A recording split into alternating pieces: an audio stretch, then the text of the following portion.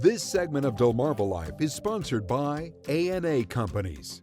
All right, I'm just going to come right out and say it. It might seem like a controversial opinion, and we said we weren't going to talk about it anymore, but it's hot outside.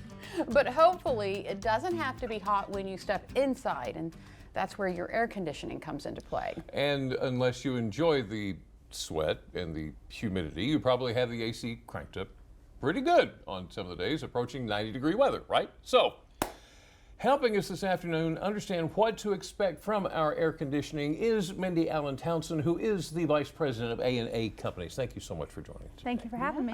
All right, so it's hot, it's humid. How hard are our AC units working? Oh, they're working. They're working. The hotter it is and the more humid it is, the harder your air conditioning system is going to work. The way that air conditioning systems are designed is to remove humidity from a space prior to bringing the temperature down. So, for example, if you don't live here year-round and you come down and your house is 80 degrees, right. It's sticky, it's hot, it's humid. When you turn your air conditioning on, that thermostat degree is not going to decrease until it sucks all the humidity out of the air, your walls, your curtains, your furniture, your clothes. That's what air conditioning is designed to do, is to remove humidity first and then drop the temperature in the house. So they're working overtime right now, given the fact that it's been so hot the last few days and that the humidity levels are high. So with them running basically 24/7, is that okay to have them run that much? Heat pumps are designed to do that. They're designed to cycle on and off based on what the need is. Geothermal systems the same way. Ductless systems are more of a room by room comfort, so they're going to run based on what the room that they're in needs. But your heating and air conditioning, no matter what you have, is going to run harder and longer given the temperatures outside. There's absolutely no way around it unless you turn the temperature up in your house. Okay, so a good telltale is when it's not blowing cold air anymore. Is there anything else we can look for that might give us an idea, oh, we're heading towards something here? So the first things that I always tell people to check is if you notice that there's not any, you notice that your house is hot. Right. You, obviously you're going to go look at the thermostat. You got it set to 72 and it's 78.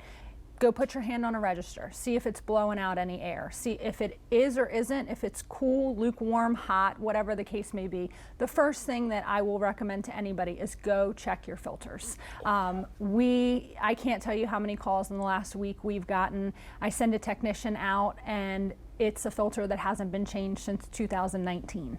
Like, you can't see through them. They're brown, black, gray. They're absolutely disgusting in a sense. So change your filters. That is going to reduce the airflow in your house. When a filter is clogged, it reduces the airflow. The fan motor can't run properly. It can't produce air, which causes then the system to freeze. If you notice ice on the lines outside, that's another tall tale sign. Now, mind you, once the system starts to ice, it's going to continue to ice until you turn it off. So even though it's hot outside and the ice will melt eventually, as long as the system is running, it's going to continue to ice because there's refrigerant in it.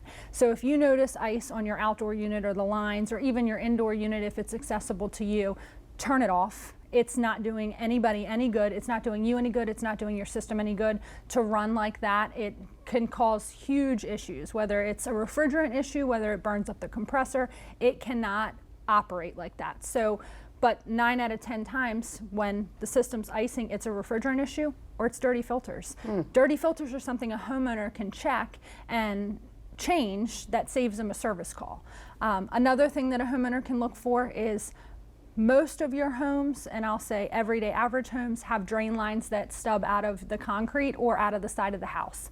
Go out once a day. I mean, when you pull in your driveway, go out, just peek at it. Make sure it's dripping or running water. That means that your unit is draining. We want it to drain. It produces condensation in the air conditioning mode. If it's not draining, if the mulch is not wet, the rocks are not wet, there's a problem. The reason maybe your system doesn't have safeties on them, we run into a lot of that, where HVAC systems don't have safety switches. Safety switches prevent water in your ceiling, water on your floor. If it's not draining and it doesn't have a safety switch, all it's doing is filling the drain pans up. Once the drain pan fills up, where's water going to go? Out and over, wherever that is. Wherever you can go. And that is another issue that we see a lot of in the air conditioning mode, is drain pans that are drains that are clogged. Yeah. That is also something a homeowner can take care of. However, I would recommend a phone call. I can walk you through how to do it.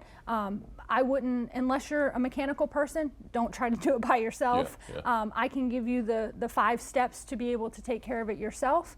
But you know, those are all the easy things to look for. When she said filters that hadn't been changed, did I have a guilty look on my face? Because I like sure mine. felt one right there. Oh, I'm guilty of it too. I mean, Mindy Allen Townsend with A&A Companies, thank you so much. That's some good information to hopefully get us through the summer. yes, thank you.